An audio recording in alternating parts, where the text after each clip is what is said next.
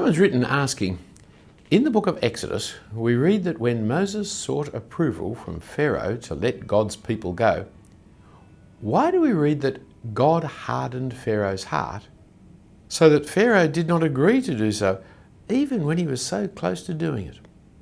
Does this mean that God can stop someone doing what God wants them to do? For example, still sin, even when they attempt not to? Well, thanks for the question.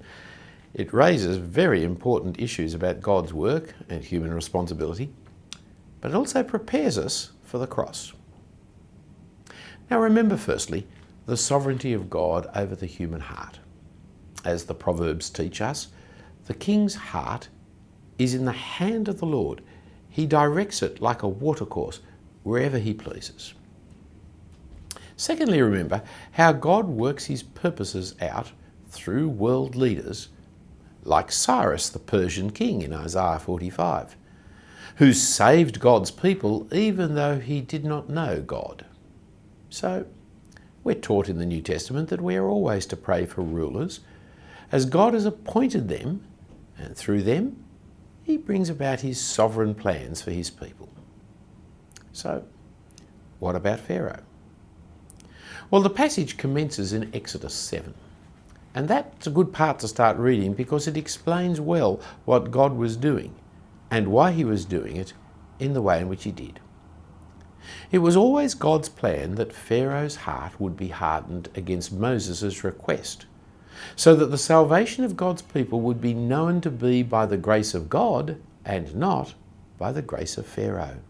God used the hardness of Pharaoh's heart and reinforced this hardness to bring about God's great purpose of saving Israel by grace alone.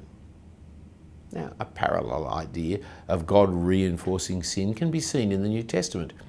In 2 Thessalonians chapter 2, there's a little section there in verses 9 to 12 that's worth reading, or in God's activity of giving sinners up in Romans chapter 1, verses 18 to 32.